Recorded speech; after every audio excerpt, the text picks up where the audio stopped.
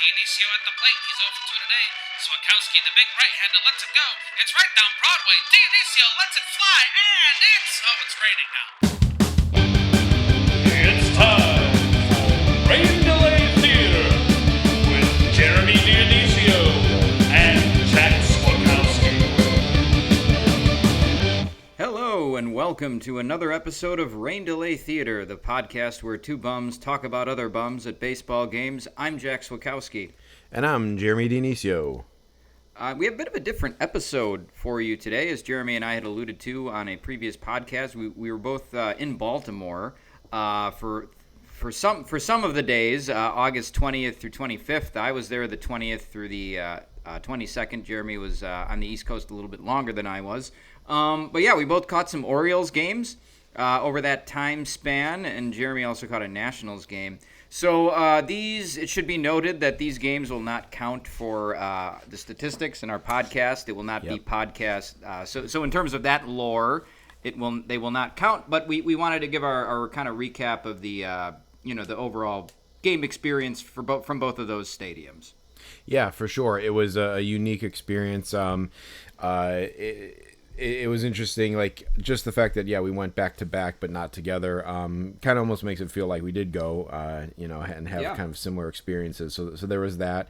And then, I was based out of Washington for this trip, so I took the train up to Baltimore and back for the day.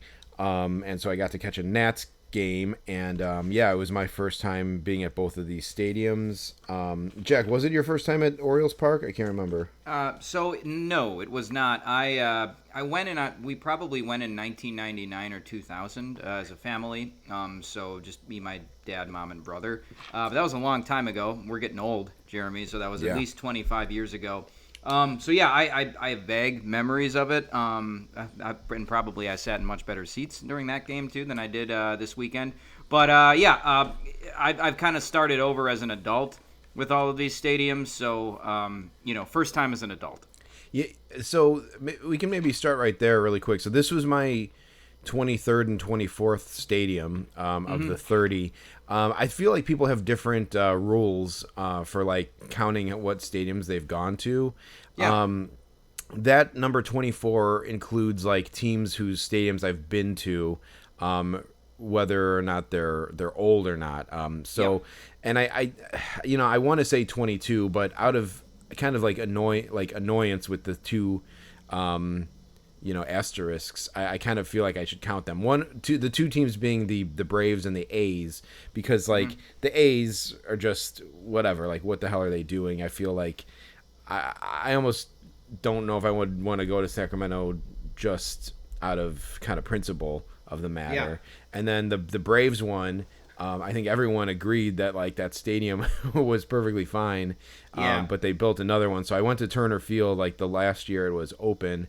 And, it's like, I'm not trying to go back to Atlanta, like 5 years later, or like whatever, just, a year later, whatever, to knock that stadium off. So I kind of want to count those two. So if you do count those two, these are my 23rd and 24th stadiums.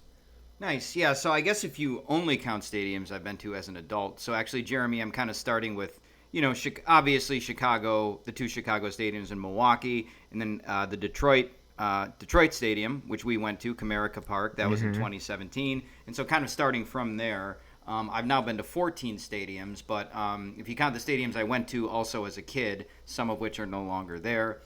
I was at the Metrodome, Cincinnati, the old stadium there. I was in Cleveland, Tropicana Field. We went to Oakland. We went to Los Angeles Dodgers. We went to San Diego Padres, old stadium. Your buddy last night when we went to the Sox game called the Jack Murphy, I think it was called Qualcomm, I went. And then I've been to San Francisco as well. So that's actually 22, but a lot of those don't exist anymore. Also, a lot of that was damn near 30 years ago at this point. Yeah. So I need to start over. But yeah, it is interesting that people have different rules for that. I need to see Kauffman Stadium before it closes, so I want to do that sometime in the next 5, whatever it is, years. But I know that's going to need to be a reset once they build their new one. Yeah, for sure. I don't know who Jack Murphy was, but long time name of that stadium, Jack Murphy Stadium. Like it's interesting. Honestly, it might be kind of like an anomaly that there's only been 2 stadiums that have been like aged out that I've gone to.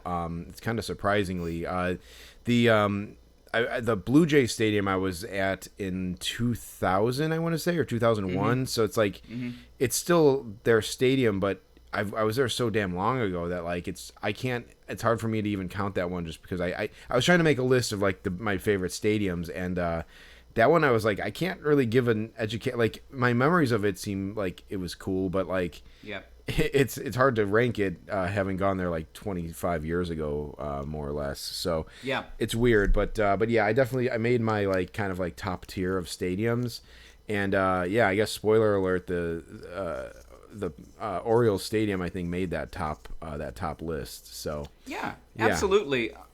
For sure. Now, Jeremy, I was going to say it was built in 1992, which was I think 1 year after New Comiskey opened in 91, and it's just like you could not tell that Camden Yards went up in 92. It's very they've kept it up very good. It looks like it might as well have been built last year. It's a fantastic stadium in a very cool location, and 50, 60 years from now, it's going to be a classic. They're never going to want to tear it down.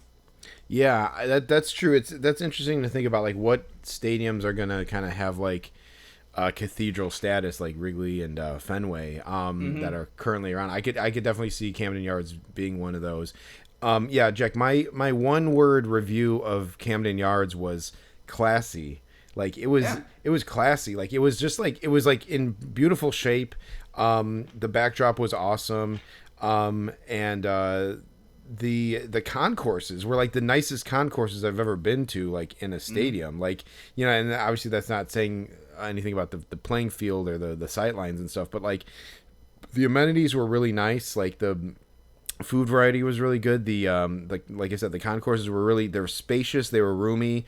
The signage was really nice. It was open air, kind of like PNC and kind of like Comerica was. I really like that feel. It doesn't feel like you're in like a tunnel, especially like in like Fenway or whatever. But like it just feels like open. And so that was really nice. And it just was it was a great park. I will talk about the fans in a minute, but I will say that my wife agreed with me on this, that the fans definitely felt like they were baseball fans, like sure. And just a little preview to next week's episode, we went to the White Sox game last night as of this recording, and like it was, again, like I we have friends who are White Sox fans, but like the people we were around last night, they would have had their eyes pecked out by a Oriole bird if they were at Camden Yards pulling the shenanigans that they were pulling last night.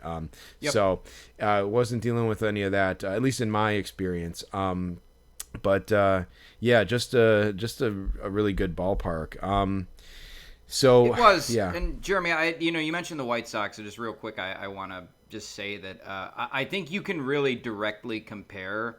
New Comiskey, whatever you want to call it, Rate Field to Camden Yards. Yeah. Because they went up and they were built within about a year of each other. So New Comiskey I think opened 91, Camden 92. And I think Camden Yards is really the stadium that made the White Sox realize, oh shit, like we totally screwed the pooch when we were building this stadium. Because Camden was the first of that new wave of ballparks that was more of an experience than just like sitting at a stadium and watching a game. And so I think that's why people ridiculed New Comiskey. I mean, even in the old days. I mean, I remember even as a kid in the 1990s, people made fun of how crappy that stadium was compared to the new ones that were going up. So it's just interesting to see that Camden truly is a step above stadiums like the White Sox have, and that's where it got started with like the stadium that's also an experience. It's unfortunate, and they've been saying that even in Chicago here. So like it's unfortunate, and like it is glaring that they were like opened back to back. It just I just everything, like the character at Camden Yards was really cool. Just the warehouse like was really cool. I did see the warehouse in like 2002 2 on like a road trip. I was like in the parking lot of the warehouse itself, but Yeah. there was no game going on. I think they were out of town when we were through there, but it's night and day. I will say one thing that was interesting. So the only thing I would like knock about Camden Yards was I wasn't crazy about the way the seats were laid out in the sense of like it's actually laid out very much like right field as far as the seating goes itself. Like they have like that long kind of grandstand area. The White Sox has no overhang. Camden Yards has a little bit of overhang, and so I sat in that section, like at the very lip of the overhang. So it didn't affect like our sight lines at all. But we weren't in that like that absolute like first level. So like at the White Sox, it goes up like 32 rows or something like that. I feel like when we duck in, we're usually in like the 32nd row or something, 30 something. Camden goes to like 20 something, and then like it has like maybe about 10 rows of like whatever that next section is, where it's half under the upper deck. So those seats at Camden are very expensive for that lower level, and so like it wasn't I kind of splurged a little bit for these tickets, but I didn't go all the way for those, and I actually think like these seats would maybe be what I would like try to treat myself to if I lived in Baltimore. Kind of like the 300 level at Wrigley. And then like the upper deck, I don't know, you can speak to the upper deck, Jack. How was the view from the upper deck? You know, it was about the same as the White Sox Stadium. I was fairly low in the upper deck. Okay. So, you know, it wasn't like our seats for the Yankees game a couple weeks ago where we were all the way up there. So yeah, it was fine. It was comparable to like sitting in the lower section of the upper deck at Wright Field. So that's kind of what I thought. So it's interesting from a bowl standpoint. Maybe kind of similar between the two parks, but everything else is night and day, I would say. So yeah, like it was these tickets. They weren't like obscenely expensive, but they were about as much you would expect to pay like on a Friday summer, like maybe not summer, but like we're possibly going to a Friday game coming up here at the tail end of August for the Cubs, and it's about that price, I would say.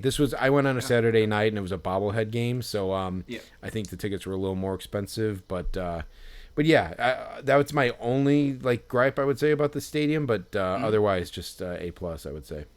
Yeah, hell yeah. I guess I actually stayed in Baltimore, so I can kind of start there. It was nice because when I landed at the airport, you can actually take it's called, they call it a light rail, but basically it's just like an L train that goes from the airport to Camden Yards. There's a Camden stop. So, and that was actually the closest stop to my hotel. So I got off of that when I arrived in Baltimore. And I mean, I got off that train at like 3, and then my hotel was about a 20-minute walk to a neighborhood called Fells Point, which is just kind of a straight shot from Camden. It's kind of a hip neighborhood. It's pretty cool. But yeah, basically I just walked down Pratt Street to my hotel, which is right by the the pier and the aquarium and all that. Arrived at the hotel about 4, and then I basically had to head right back to the stadium. This was Thursday night, so I attended the Thursday and Friday night games. And yeah, Jeremy, you mentioned too that when you walked there, you kind of just hugged the like kind of the dock area right by the water. So it's a nice walk to the stadium. For me, it was about 25 minutes, and then when I arrived, and I think you experienced this as well, when you went for the bobblehead day, but I went down what was called, I think, Utah Street and entered around center field, and there was just a big mob of people there. On Thursday night, the Orioles were playing the Yankees, and so I didn't realize this until I went to the game on Friday, but the Yankees, like them playing the Yankees, added a whole level of like, I guess you would call it stress and like just things. It had like there must have been 10,000 Yankees fans there at least, and so if not half the damn stadium was filled with Yankees fans. So it added a lot more people, and it was almost like a bobblehead day. But yeah, you come in through Utah Street, and you're kind of right by the warehouse, and I didn't realize that warehouse was actually integrated into the stadium. I didn't remember that from when I was a kid. And like, yeah, man, it's cool. They got like food and, stores in there and stuff, and it's just, it's in the right field part. It's cool. I didn't really know that you got to walk through that area.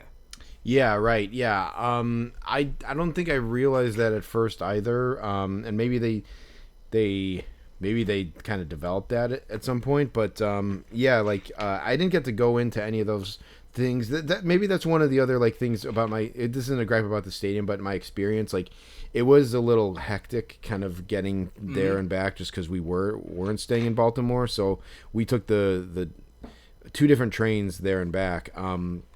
But so I didn't get to like walk around as much. I did kind of graph both of these stadiums, which I'll talk about too. But yeah, I was able to do a lap around and everything. But yeah, there was a lot going on, and just for like having one shot at it, it was a little tricky. But yeah, the warehouse, obviously, like probably the most iconic part of the stadium. Very cool. I think we walked in the same area. Yep. And yeah, I sent you a picture of my layout because it was madness out there.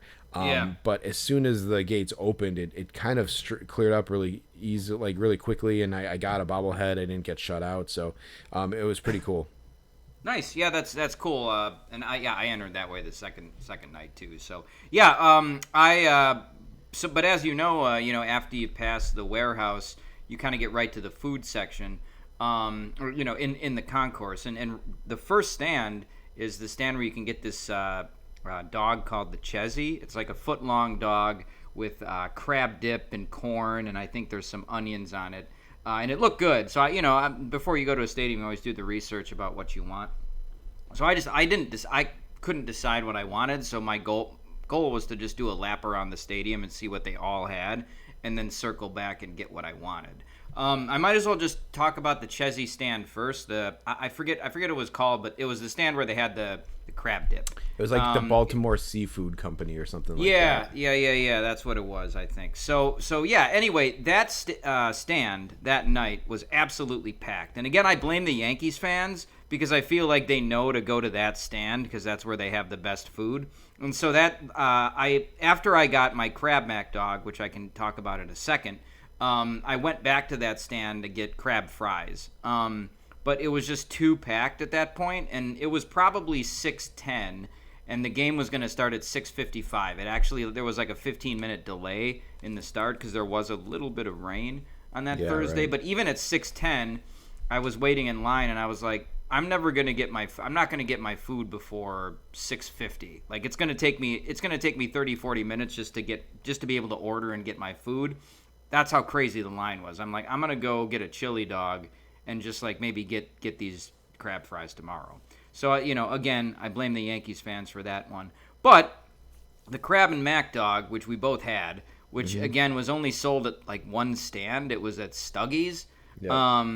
It was, I loved it, man. I know that we have varying thoughts on this, and maybe I was just really hungry because I hadn't eaten much.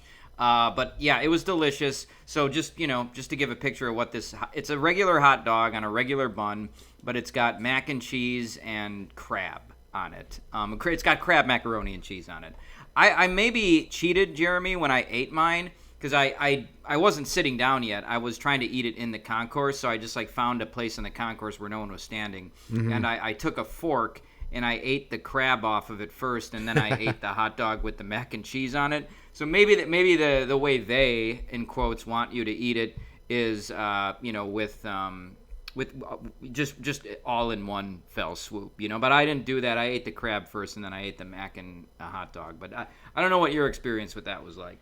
Yeah, so I got that one at the Nats Stadium because I saw that they had it there. So I kind of like made the strategic decision to save that so I could try other stuff at the Orioles. And I wonder if they use like a different sausage or something maybe in the different stadiums or something. But yeah, it was an experience for sure. I would like give it another shot. Was yours, let me ask you a question, Jack, was yours kind of like out in like a warming tray, or did they kind of like... It was under a heat lamp, yes. Okay. Yeah, I like mine wasn't like the warmest, and maybe that's because I like walked it back to like the stand where I was at, or like where like my wife was, but yeah, it was okay. I mean, like it was. I don't regret trying it because it's probably one of the more unique things that you could get at the park. I was just resolving that I'm kind of a hot dog snob, being from Chicago, Sure. I think, and just being from the Midwest. Like, I think if you would have put that thing on a Vienna sausage or Vienna hot dog, like it, I think it probably would have upped it a lot. But yeah, Yeah. it was unique for sure. I might as well, since we're talking about heat lamps, I might as well talk about the chili dog that I had too, because the chili dog that I got, which was more widely available than the crab and mac, was also good. Something about you can say what you want about heat lamps, and people are like, "Oh, I don't want that; it's under a heat lamp." But like, I kind of sometimes food under a heat lamp can be kind of good. I don't know how to describe it, but it tastes shitty in like a good way. I don't know, and especially the chili dog, because like the cheese kind of melts a little bit, and like the bun gets a little bit toasty. I guess it just hit the spot. I should admit that I ran it back on that chili dog for night number two. That was the first thing I got. But I guess while we're on the subject of food, I should mention the crab fries as well. I sent you a picture of those things, Jeremy, and Yeah. oh my God, man! Like I know you didn't get them, and I don't want to like rub it in or anything, because it sounds like you got something else that was pretty good. But man, those crab fries were amazing. The crab dip was awesome. They put seasoning on them as well. They were waffle fries. Usually I don't like waffle fries, but these were nice and crispy. My complaint with waffle fries is that sometimes there's too much potato in them, and they're not crispy. They're a little soggier. These were excellent, man. But Yeah. as sometimes happens with ballpark food, it was also like a thing of your eyes being bigger than your stomach or biting off more than you can chew, because that was a meal right there. I was not hungry. I was good after I finished those. But it was worth it, man. It was awesome. Yeah, for sure. I will say, my disclosure about all this was that we went to a restaurant for lunch, like, before the Orioles game, and I had a really good lunch at like this place. It's called Jimmy's Famous Seafood, which our friend Chris told me about. Actually, he says that Steve Stone usually mentions that place. Nice. When they're in Baltimore. So we went there for lunch, and I had a big lunch that was like really good, and I had like a crab cake from there. So I kind of spoiled my dinner at the Orioles game, but I was like, well, for that meal, it was probably worth it. So that's why I didn't get the crab fries, because like the thought of eating those like after I had eaten that nice lunch, that big lunch, like was too much to handle. So like those did look good. The Chessie, like it stands for Chesapeake, which is the Chesapeake Bay. So like the Chessie like was gonna be what I got, because I was curious to try their sausage. And I had one in Washington DC, which I'll talk about later. But I wanted to try that, and it basically is the same toppings as the crab fries. And so, but when I got in line, the crab fry, the Chessie was out. They were out of the Chessie. And so I should have pivoted to the crab fries, but I just couldn't. I couldn't wrap my head around it. But the stuff that was on there was like the draw, as much as the sausage was. So I in retrospect, I would have gotten that if I had like the stomach capacity for it, I guess. Sure. Well, question for you, because I was thinking about that place, but I didn't really have time to go there. I was in Baltimore less than 48 hours before I flew back to Chicago. Was that by Fells Point at all? We ended up taking an Uber from it to Fells Point.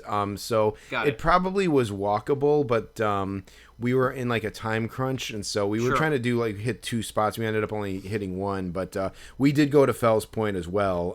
That's funny, like unbeknownst to myself, like I didn't know you were staying there. So I ended up at a record store there. This really cool record store called the Sound Garden.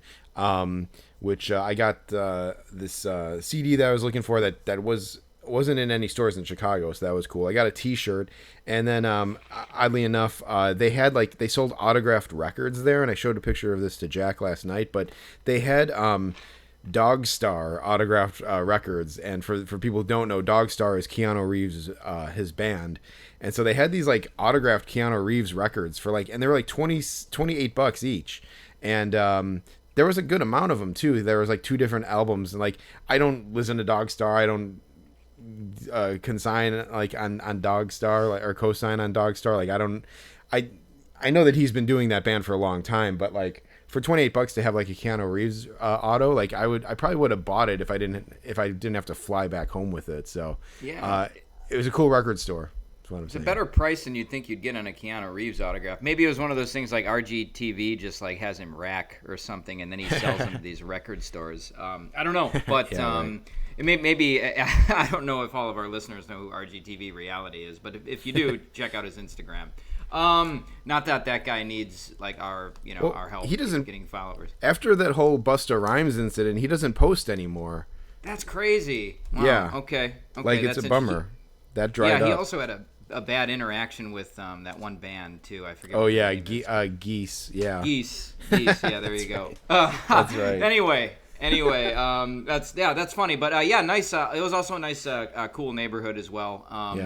But other game stuff here. Jeremy, did they do the Mr. Splash thing between early in the game? It's one of those things they do between innings where a guy like takes a super soaker and he just squirts the audience with it. Well, yeah, there's the splash zone or what I forgot what it's called, but yeah, in like left center. Yeah, is that what you're talking about? Like it might be a different thing, Jeremy, because they have somebody like they got a bucket of water next to the person, and then they like have the guy fill up a super soaker, and then he just squirts the audience with it. Did they do that at your game? I don't remember them doing that. They have a section famously like in left center, the bird bath it's called. Yeah. Where they like basically just spray like a hose on the people. So that was okay. So maybe that's what it is then. Because I couldn't see where they were on the scoreboard, but they did it both nights. So I guess if they were already. Is there like a pool there or something? Like, why are they squirting these people with water? I'm just looking at it here. It's like every time an Oriole player hits a double, triple, or homer, the team hype figure known as Mr. Splash hoses down the crowd with water. So I think we're talking about the same thing here. Yeah, like we are. I don't know where that started. It started a couple years ago, and I think were the Orioles like in a playoff run like the last couple of years, like. 2023, 24 maybe when they were good? Maybe that's when it happened. Like I just remember seeing video of it and like it made sense because it was like super hot or something, but like I was curious as to like when, because the day that I was there it wasn't like overly hot, so like I was I was wondering like if you sat there, like if they still hose you down if it's like cold out or something. But right. Yeah. If that was happening in my section, like if I had just bought tickets there, not knowing that this was the splash zone, I would have been kind of pissed, man. I would have been like, shit, I gotta move. Like I've got my scorecard here. I don't want that to get soaked. Like I gotta get out of here. So I just in my own personal opinion, that's not a section that I would want to sit in. Here's a quick aside from years ago when I went to the Giants Park. I purposely wanted to sit like in right field. They have like this little narrow area. I forgot what they call it now. Like not the colonnade, but it's a really like narrow area in right field, like right by McCovey Cove. And when a player, if a Giants player hits a splashdown homer into the Cove, there are these like water cannon things that shoot like water mist in the air. And people would get like kind of like sprayed with this water, and I think people complained about it, and they ended up like anyone who has tickets in that section got like a $10 credit on their tickets. And so I bought tickets for that section from like StubHub, or it was like Vivid Tickets at the time, and it came with like $10 credit each on each ticket. So and I think it was because like people are getting splashed by this like water cannon thing, but like San Francisco, cold at night, and so people were like complaining and probably getting sick or something, and they had to like give people credit for that. I do think like this bird bath thing is like it's a sought after section for that reason.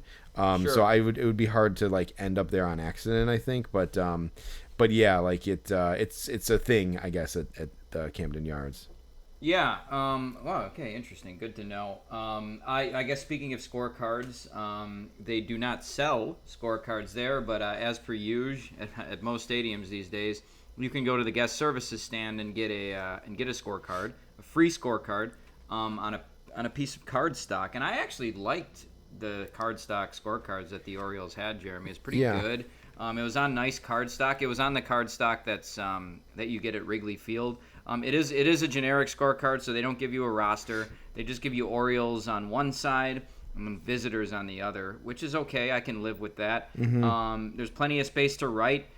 Each position in the batting order has 3 lines, so you can write 2 substitutes in addition to the starter, which is pretty critical. And then for pitching, they have, I want to see, 1, 2, 3, 4, 5, 6, 7, 8, 9. So you get 9 slots to write your pitchers in too. So it's good for the modern game. So I actually have no complaints about the scorecards. Yeah, me neither. You gave me the tip on that, which was good to know. I was I picked one up. I guess the only thing I could say is, this is nitpicky, but it couldn't hurt them to print off like the rosters too, just to have as a little handout just on paper. But the scorecard was really nice. So it left me wondering, because the Nationals had kind of like a similar situation, and like I was gonna ask you, like, Jack, like if you would, because sometimes you see people who have like a score book, and like announcers have like score books and stuff. Like, the Cubs scorecard is different every time. Like every homestand, and it has actual like a special artwork on the front, and it has the roster, so it makes sense to spend the $2 each game to buy that. The White Sox one is free, and it has the roster already filled out. I was contemplating, like, would I buy a score book if I lived in one of these parks instead of just getting the free one each time. I think it's debatable, because like it's free on one hand, but on the other hand, like there's no like real necessity to get the free one. But yeah, so that was an interesting conundrum. But this was definitely a nice scorecard for sure. I've thought about that too, and I like it makes it more official, I think, if you get the thing at the game, and then especially for White Sox, because they give you the date. They give you the records the teams had at the time. They give you the damn umpires and the rosters. But even something like the Orioles, where it's just generic, right? It's like I could have, if I had a scorebook that I bought from Amazon, I might as well have just been sitting at home watching that, right, and scoring. It's like there's no proof that I was actually at the game. With the way, if you grab a scorecard, it's like, well, yeah, this is proof that I was actually there. So that's I've thought about that. That's what I like about it personally. And one thing I wanted to mention, Jeremy, because you mentioned the Cubs. This is an aside, but a couple weeks ago, I think it was August 6th, I went to the Blue Jays-Cubs makeup game on Thursday afternoon at Wrigley Field. Probably the best game at Wrigley I've been to all year, but it was a makeup game. And so, I had to get a scorecard. And the Cubs just had generic scorecards. It was like, it was on cardstock, but there was no roster in it. Like, it was just the scorecard. I've never seen a Cubs scorecard look like that. And, we went to I went to my usual right field stand, where, of course, the lady recognized me. And she's like, this one doesn't have anything in it. You can just have it for free. I was like, oh, thanks. And, like, she probably charged other people $2 for it, but since she knew me, she might have figured I was would be disappointed with that, and so she just gave it to me for free. So that was an oddity from that game that I forgot to tell you about. So I'm mentioning it now. That happened to me. Like, maybe it was when they made the switch to those like green ones that we used to have like for graphing. I think I just randomly like they randomly had a stack of generic ones, and I bought it without realizing it was a generic one, and I was bummed. And then like I think it was just they grabbed the wrong stack, because I went to another stand and they had like the real one. So there was a while where I was like on alert to make sure that they didn't give me a generic one on accident. But yeah, that's just an oddity. Yours obviously makes sense because it was like a makeup game, so they probably would have printed extra ones for that. So that makes sense. But yeah, ultimately speaking, I've gone to stadiums where they don't have anything, and like they have like just a generic printout from like a score book, like I was saying. You have to just keep score on that, and like when you go to like South Bend Cubs games, that's what you end up keeping score on, just like a generic piece of paper. I did buy a scorebook, Jack, like maybe like I don't know, 22 years ago, and I used it for like maybe like 2 or 3 games, and I was like, and inside like I was kind of like, this isn't the same as like the one from the Cubs, and so I ended up abandoning that and just using the Cubs one. But yeah, I kind of had similar feelings where it's like, this doesn't feel like real to me. Right. I think if I had a book that had my whole season in it, it would maybe be something different. And if there was no other options, but yeah, I definitely like, I won't stop buying the Cubs one, even if they continue to be $2 a pop, you know? No, hell no, best in the business. Yeah. So Jeremy, you mentioned that Orioles fans were a little bit annoying. There was an annoying guy behind me. It was Thursday night. But he was with his friends, and you know, he was probably in his 20s or early 30s, but he was acting like he knew everything about baseball. Yeah. And at one point in the game, the Orioles, the Yankees, were up 5-1, and a Yankees player, there was a ball that was called a strike, and this was later in the game. It was maybe the 7th inning. So this pitch was called a strike, and the Yankees player challenged it. And it turned out it was a ball, right? I forget what the count was, but it helped the Yankees guy get back in the count. And then so this Orioles fan behind me, he's like, "Oh no, I wouldn't do that. You know, when you're up 4 runs this late in the game, you don't use your challenges if you're hitting. You leave those for your pitcher if he needs them. You just let your pitcher and your defense take care of it." And like, I wanted to look back at the guy and be like, well, yeah, but that pitch was way outside, so there's also that. Like, he was also right about the challenge. Right. Also, like, if you're only up 5-1, it's actually not that big of a lead. I mean, if you get a guy on and you get a home run, all of a sudden now every guy that comes up, the tying run is on deck. So it's like, you don't want to really take your foot off the gas. So, like, maybe you should use your challenge if it can help you get a few more runs and put the game away, dude. Yeah. So yeah, it was just annoying. I thought it was a dumb take, but it was one of those things where this guy, he wasn't saying it like it was his opinion. He was saying it like, this is common knowledge that you should do this. Right. Anyway, I thought it was dumb, but Yeah. I didn't say anything. So that kind of like that speaks to kind of like my gripe, and like, you know, I guess just us being the Stadler and Waldorf of baseball, we'll find something to complain about. Like, it's either they don't care, which I was talking about like last episode, or like they care too much, right? And so I realize you can't have it both ways. So I probably would accept like the fans who maybe care a little too much over the fans that don't. Sure. But yeah, like I was so here's one thing that kind of like I was a little perturbed by, annoyed by, was other teams do this in different ways. I think they do it in Texas maybe. Oh yeah, that like when they say stars or something, they yell stars.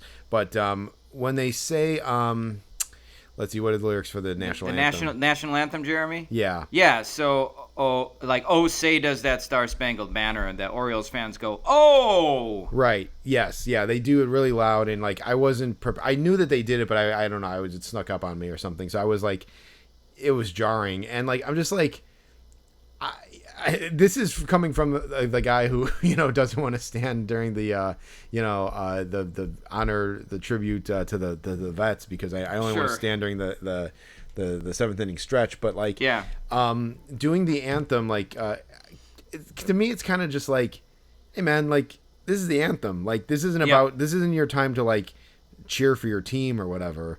So I find that annoying just in general, as a general practice, regardless of what fan base does it.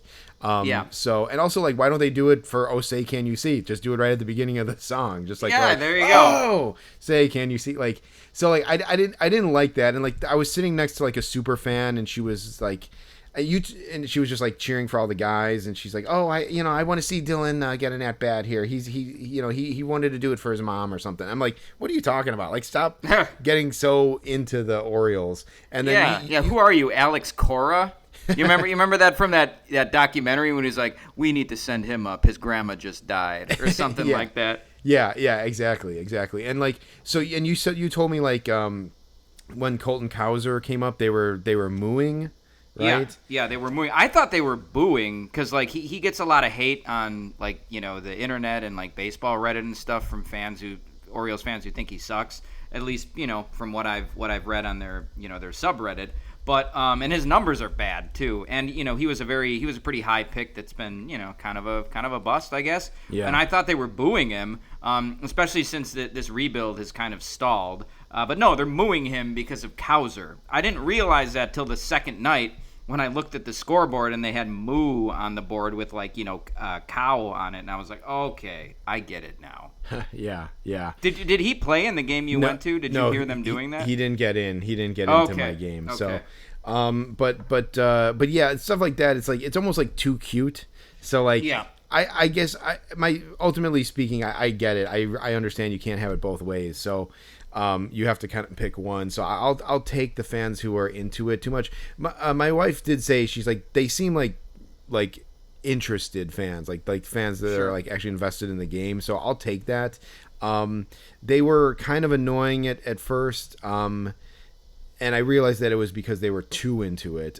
So Yeah. like I said, so like, it's just something that struck me, but they were loud and they were into it, and like there probably isn't a reason for them to be super into the games right now. Maybe they think No. there's still a chance, but I don't think they do. But yeah, it was the game I was at. They tied it up in the bottom of the eighth with a 2-run pinch hit home run by Samuel Basayo. So it's kind of a big moment. Yeah. But yeah, just they were into it a lot. Yeah. So I guess just to kind of touch on a cool thing that happened in the second game, I was at a home run. I saw Alonso homer in the second game, and it was maybe a 3-run bomb. I have my scorecard here; I could look at it, but yeah, it was a big home run, and it was cool to see him hit one, and it was a freaking bomb. Like it was way out to left field, and it just kind of got me thinking two things. Number one, because Alonso was playing in this game, I don't feel like we really had talked about this guy enough when the Mets were here last year, but he was this weird Cajun guy, and he was kind of just like hanging over our shoulders, and he just whispered in my ear. He was like, I just want Pete Alonso, bro. Come on now. Just sign one for me, bro. And like if it was if it was a movie, like the camera would just be zooming in on his lips, just like right in my ear, like I just want Pete Alonso. It was weird. So I kept thinking that I just want Pete Alonso whenever like Alonso would step up to the plate. But also the guy plays his ass off. He plays with a lot of fire. He made a nice diving stop at first, and then like the runner was fast. And Alonso was kind of away from the bag, so it was one of those things where he slid head first into the base to tag the base with his glove and get the runner out. And it was like, yeah, this guy takes on the leadership role. I think he's what the 2023 and 24 teams probably needed to put them over the top. I think if there's one thing that people have criticized the Orioles rebuild for, it's that they counted on every single one of these high draft picks to be a superstar, right? Like Adley Rutschman, Gunnar Henderson, Colton Cowser, what's his face, Mayo, Henderson. Jackson Holiday, right? So they were counting on all these guys to be a superstar, but they never. First of all, aside from Corbin Burns, they never really got like a stud pitcher. But also, they didn't get a guy like Alonso when this rebuild was really at its peak to a veteran presence in the clubhouse. The John Lester of the 2016. That's a great comp. And so like this guy, he was a great signing for Baltimore. His numbers are going to be great by the end of the year. He's going to have 35, 40 homers and 100 RBIs, and he's hitting 276, which for him is high. He's having a fantastic season. He's been everything that they signed him for. And like, why did the Mets let this guy go? It just seems like a dumb. I understand why. I think they thought with his body type and the fact that he's never been a good fielder. I think they thought he was going to age poorly. But he's only maybe 31 years old. He's probably still got 4 or 5 years left of being the player that he is right now before he starts to decline, which I think is what the Orioles signed him for. It just seemed like I love being able to say this. It seemed like a really dumb and arrogant move by David Stearns to let him walk, when obviously the Mets could have paid him if they wanted to. So I love it, Jeremy. I don't hate that Pete Alonso is having a good year, because it makes David Stearns, look really bad. So hey, why not, man? Why not? Yeah, no, and I think he's what the 2026 Mets are missing too. Like, Yeah. that I think arrogant in the sense that like they're like, okay, we have Juan Soto, we'll let these other guys, we'll get rid of Brandon Nimmo, who also seemed like definitely a fan favorite in New York, and another guy who pretty much busted his ass for that team. Like, Yeah. we'll just get rid of him too. We'll get rid of Alonso, and we'll replace him with like Marcus Semien, and I don't even like. Yeah, who's that shortstop they were trying to make a first baseman? I can't remember what his name is. Not Vientos. No, is it Escobar? It's not Eduardo Escobar. No, Eduardo Escobar was on the Mets. Yeah. It's gonna bother me now. I'm gonna have to look it up. They have like Beatty and like I don't know, just those other guys. But Yeah. No, I love Alonso. I've had him on my fantasy team since he's a rookie. I feel like I saw him in a spring training game on TV, and I'm like, who the hell is this monster? And I bought up his rookie cards and made a killing off of it during his rookie year. And so I've always been on the Pete Alonso bandwagon. I still have him. I kept him on my fantasy team even to the Orioles, and I've always liked the guy. I think like the one thing is that fight he got into with Stubby Clapp and the whole "I'm a big strong guy" thing. So, but other than that, like he's been a pretty solid guy. Yeah, he has. And Jeremy, the guy I was talking about, Jorge Polanco. They signed him to play first base, but he pretty much never played first base in his career. So that seems like a miss. Also, I lost track of him, Jeremy, but Luis Robert Jr., I've stopped following the Mets this year. But he's only played in 53 games this year. He's hitting .232 with 10 homers. So I guess he is who we thought he was, or who the White Sox thought he was. He must have got hurt like in like May or June or something, because I think he was like doing okay. Yeah, they just hung their hat on some of these bums, so I don't know, but yeah. Well, speaking of Alonso, the game I was at was a Pete Alonso bobblehead game, so that was cool to get that. But it was like a mob scene.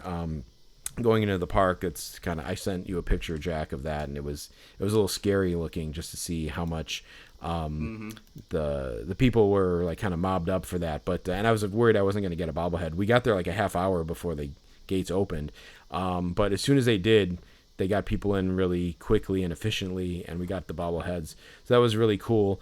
The only other thing I was going to say, just to wrap up the Camden Yards stuff, was I did walk down Utah Street, and I knew that they had these little plaques for the home runs that landed on Utah Street on a fly. So it's kind of cool how these parks are doing things like with like home runs, like the Giants do the splashdown homers, and the Pirates do that as well.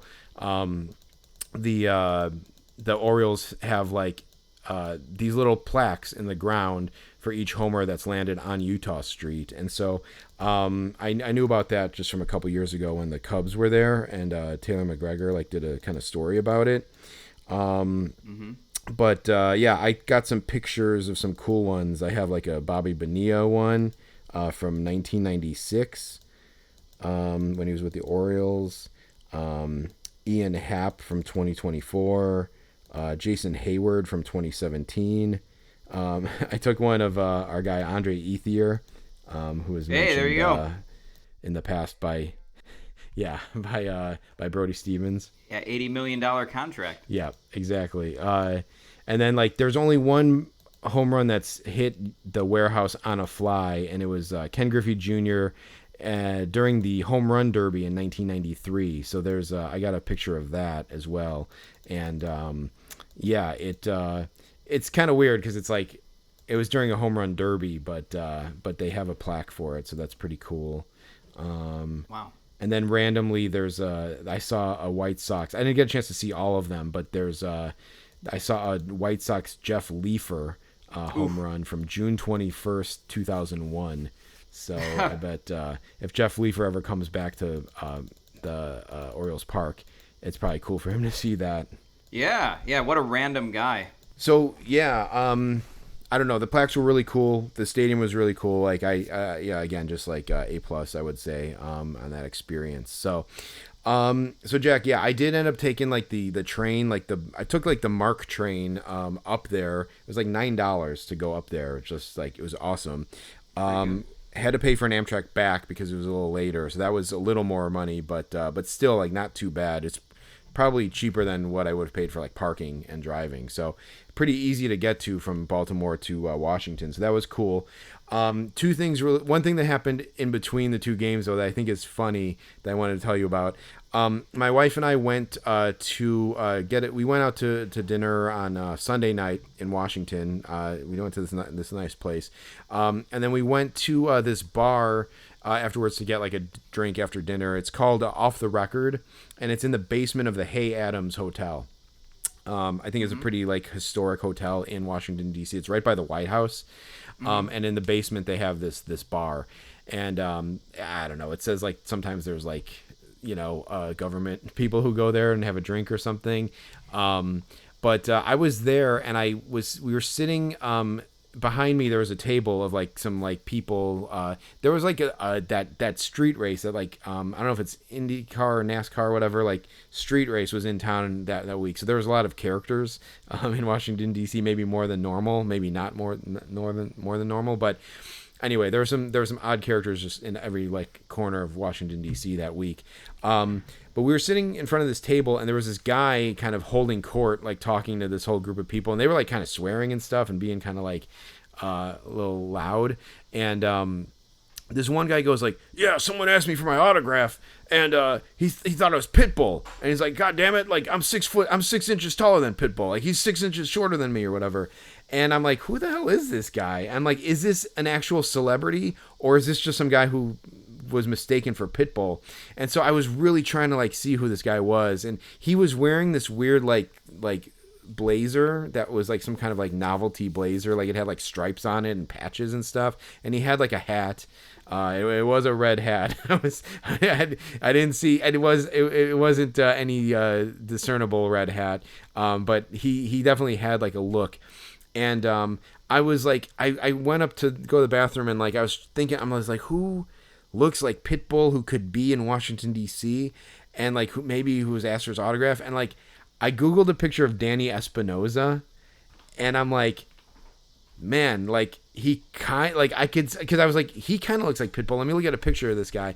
And so then like it turns out we were just about to leave the bar, and like this party was leaving right behind us, and this guy got up, and he got up like right behind me to walk out of the bar, and I held the door open for him, and I kind of looked him in the face, and I was like, I'm like, is this Danny Espinosa? And I looked, and like I don't think it was him, but like I'm like, he's got Washington DC ties. I looked him up, and like the wife didn't look like the woman who was there. He lives in like, I think California now. So I was like, I don't think it's Danny Espinosa, but I'm like, I wanted to believe it was Danny Espinosa. Yeah, well, he's in the worst of fame, so we could have told him that. Yeah, I know. Get his autograph, WOF class of whatever. Yeah. Yeah, that would have been scary if it really was him, and he happened to catch wind of that. Right. So that was something interesting that happened just in between. But just real quick about the Nats stadium. So I ended up going to the Nats game as well. My first time at that stadium. That was my 24th stadium. Jack, I'm holding the scorecard up in my hand here. Oh, yeah. It's like about 3/4 the size of a page. But it was free also. It was like a giveaway. And it folds open like kind of like an FBI, like a passport. Like it kind of like has that fold open. So it's much smaller than the Orioles one. It's a little bit, the squares are a little bit bigger than the White Sox, but again, not bad of a scorecard for free. Yeah. Kind of similar to the one that I had at the Rays when I went to the Rays like several years ago. So it was fine. I was a little kind of thrown though, because I asked someone when I walked in if they had scorecards, and the gift shop guy goes like, we're out of, he's like, we're all out of scorecards, but go by fan services and they have them there. So I'm like, did they have them and they got rid of them, or like, do they just not have them? I actually wanted to know. One way or the other. And then like I asked someone else, and they're like, just go to fan services, and she's like, they're free. I'm like, okay. Yeah. So I get the impression that they just don't have them, that they're just free, kind of like the Orioles. Yeah, I think that guy probably misspoke. Like maybe they have some in the gift shop. I also doubt it though, because that's not usually how ballparks roll. But yeah, interesting turn of phrase. Yeah. I was curious. So that's still kind of up in the air. So real quick, what I'll say about the Nats Park is like, I had like low expectations coming into it just because people told me like it was kind of like whatever, nothing special. It is a nice park. Like it's newer, so like, it's not too old. But like I guess it's not too old. It's maybe almost 20 years old at this point. But like, it's new, or actually, well, not maybe it's more like 17 something years old. But it's nice. Like it's like like it's a nice clean park. It was huge. It just seemed huge. It was like a 42,000 capacity, which I don't think is like, it's probably just right around like every other park, but it had like 5 levels going up. It just seemed like gargantuan, and it seemed like too much for the Nationals. Like I don't know if the Nats ever needed a park that big. No. Yeah, when you showed me that picture, it was stunning to see. Like they have 2 decks and then a club level and then 2 decks above that. Like who would ever want to sit in that 5th deck?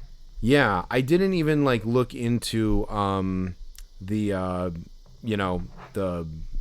tickets up there. I sat in row K, right behind first base and like in shallow center. So however many rows back that is, like 10 or something. So, and they were pretty cheap. They were like in the $20 range or something. So it made sense. So Jack, get this: Nats Park is 15th in capacity. It's actually right behind Wrigley Field. So that's the kind of stuff that blows my mind, just because like Wrigley holds so many people, but like it's so much more compact than like so many other stadiums. So it just seems huge. It reminded me of the Coliseum in Oakland, like just how high it was and like around. So it's just it threw me off from that regard. But other than that, like I was pleased with the food options. There was like a good variety of food. There was a lot of like local stuff. I told you I got that crab mac and cheese dog. I should say too, real quick, what I got at the Orioles Park was these crab smash tacos, and they were pretty good, but they were very like small. You get 3 per order, and I probably could have ate like 10 of those things, even being as hungry as I was. But they're kind of a play on those birria tacos, where they're kind of like smashed, and then they give you like a little like consomme, like soup to dip it in. They were very tasty, but they were expensive and small. So, but it's crab, I guess. So that's what you're paying for. The Nats, I got the crab and mac dog, and it was I would give it like a B, I would say. I got some good ice cream from Rita's Custard, which they also had at Baltimore. That was pretty good as far as custard goes. And then again, there was other things that I would have tried there that I didn't. My wife got a sub sandwich. My wife got like a turkey and provolone like sub sandwich, and it was pretty good. It was on like good bread. Capo Deli is what it's called, or Capo. So that was probably Capo, like capital, but that was pretty good. So I was impressed with their selections of food.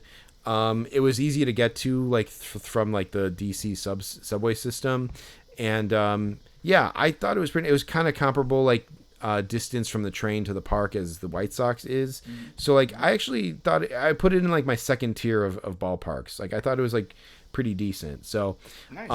So that was good. One thing that was really funny that happened at the end of it though, Jack, like towards like I think it was like in the 7th inning, we were like row K or whatever, and so there's this little like kind of like area, like there's like a tunnel that's like kind of closer to the field, and maybe it's even like in a club section, but these workers came out with like a cart, like a push cart, and they had all these beers. They had like these cans of beer, and this is too inside, Jack, but like Jack and I did a play years ago that revolved around like a grocery store, and there was a scene in the play where there's a guy there like who works for like a beer company, and he starts throwing out like cans of beer to the crowd, and he like injures somebody. Jack, they started doing this in the game. Like it was like the 7th inning, and like they were just, I think whoever's food that was, just they wasn't going to eat it, or it was extras. And so they were just throwing like they're like, hey, who wants a beer? And like they were throwing like cans of beer to people. And they even threw one to some guys who weren't paying attention, and it like landed behind them, and they're like, whoa. And it was crazy. Yeah, no, and that's crazy to have to catch that. You're like Stone Cold Steve Austin trying to catch those beers, you know? Yeah. I suppose when it's free, it's like a $15 retail value. You'll take it, Sure. but like they were just throwing out like they were trying to like connect with you. They're like, hey, you want a beer? And then they would throw it to them or pass it to them. But they were like throwing them like about like 5 rows back up to like at sometimes. Man. And then they had a cart with like snacks, and they like called a bunch of kids over, and they were just handing out like bags of chips and popcorn and candy and stuff. I'm like, what is up with this park? Like they're just giving away product. Like I don't know if the I forgot who the owners are of the Nationals, but I'm like, do they know that their workers are just giving away food like at the end of the game? Weren't they trying to sell the team for a while, or did they sell the team a couple years ago? I can't remember. Maybe I don't know. It would be funny if this is something. Yeah, it's the Lerner family. That's what I thought. Yeah. Okay. Yeah, you feel like you heard their name a lot. Don't they own like newspapers and stuff? I think maybe I can't remember. Real estate, maybe. I guess it looks like. But I wonder if any of this will come up in the CBA negotiations. Yeah, right. In the off season, but. So Jack, that's only the tip of the iceberg, or that's only the first half of the story. So then, when we're walking out of the park, after the last out, whatever, we walked by a stand, and like to go back to the heating lamps, they had the heating lamps out, and there was like a 3-4 rows of hot dogs under the heating lamp, and the game is officially over at this point. And I saw a group of 2 guys walk up to the heating lamp and just grab 2 hot dogs from the thing and keep walking. And I was like, oh, nice, these guys are stealing food. And then I see the worker behind the stand, whatever, and she just goes like this. She just like waves her hands, like brushes her, like sweeps her hands forward, like kind of saying like, go ahead, take it all. And so like, this is like my dream. Like I'm like, at the end of the game, you're like, you're always like, oh man, they're just going to throw that food out anyway. Like, just give it to us. And so like, I walked over and I grabbed a free hot dog and I ate it on the walk out of the park. So like, apparently at Nats games, I don't know if I got lucky, but they just give the food away at the end of the game. It was crazy. That's crazy. Yeah. Why buy it when you can just wait them out? That's insane, man. Okay, well that's a good tip. That's a good pro tip for me when I visit there eventually. I was maybe going to do it next year or the year after if they have a season next year. So okay, good. I'll be on the lookout for that. Yeah, it was interesting. So that was pretty cool to see. And I think it could have only helped its ranking with me, just that they're throwing food out to people at the end of the game. Right. So that was cool. Yeah. Hey, Jeremy, we have to remember this for the over-unders. Like, wasn't there an over-under like free food obtained? Oh, I think there was. Yeah. Okay. I think there was. So we need to remember that for the over-under then. That's funny. Yeah, right. We didn't have to say it had to be in Chicago. So, yeah, right. Absolutely. Yeah, that's right. Yeah, free hot dog for sure. I could have went back and got like 3 more. That's the crazy part of it. Like I was like restrained by only taking 1. I showed restraint. The last thing I'll say really quick before we wrap this all up, like, I did graph at both parks, like briefly, like I kind of wanted to just do it just to say that I did it.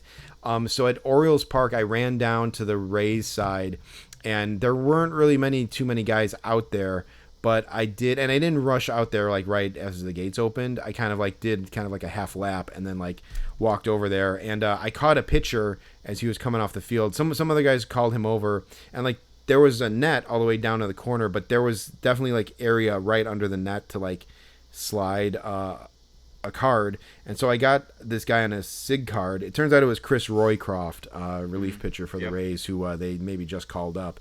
So I didn't have a card of his. I didn't think he had a card at all, and then I looked it up, and he has a duo card from 2024 on the Cardinals. So I was kind of bummed because I was kind of like, oh well, I couldn't have got this guy on a card even if I had it, but I have it sitting here in my office. So that was just an oversight.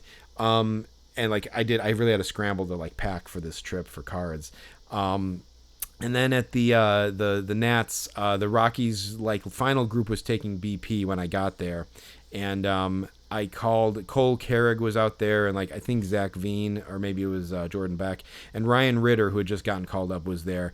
And so we went by like the dugout, kind of by by home plate, the on deck circle, and Ryan Ritter was coming off the field. I figured he would be easy pickings out of that group, and so I called for Ryan. I'm like, hey Ryan, you got time to sign one? And before he went in the dugout, he looked up and he like looked at me and nodded.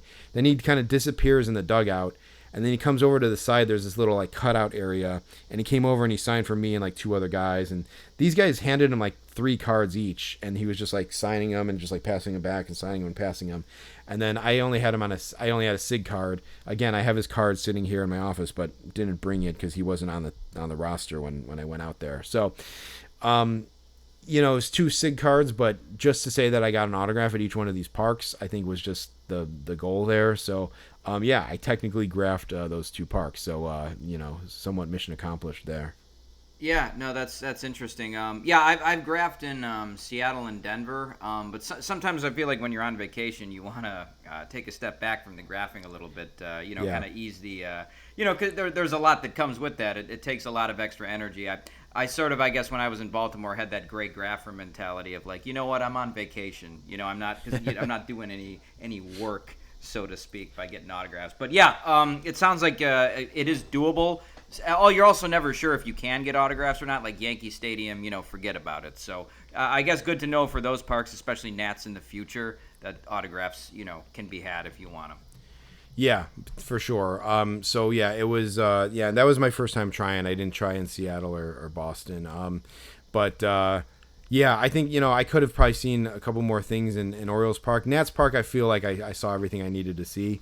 So yeah, but it was cool just to say that I got them, and it was it kind of rounded out the whole trip. So success there all around. We both had stuff to say about OPASI. I don't know what they call it, but Orioles Park at Camden Yards they call it. Yeah. So Okay. that's like the acronym. So good to knock those off the list. As we record this, we went to a White Sox game last night, White Sox at Rangers. I flew in yesterday and got situated and drove down to the park, and we graphed that game and took that in. So we'll talk about that for next episode. There was an event that happened at the end of of the graphing that I kind of am still a little shaken about, and I have the urge to kind of get it off my chest, so we'll tease that for next week. But it was kind of a funny thing that happened. Yeah, it's one of those things, folks. Like me being on the outside of it, I just thought it was funny. But Jeremy just needs to get it off his chest. So we'll do that next week. That'll be good. Yeah. And as Jeremy alluded to, it looks like we're going to be going to a Cubs Friday afternoon game here. Maybe one of the last ones of the season for that. The season's winding down. So I think that's going to be it for this episode. So until next time, I'm Jack Swakowski. And I'm Jeremy Dionisio. And Rain Delay Theater. We'll see you later. Bye.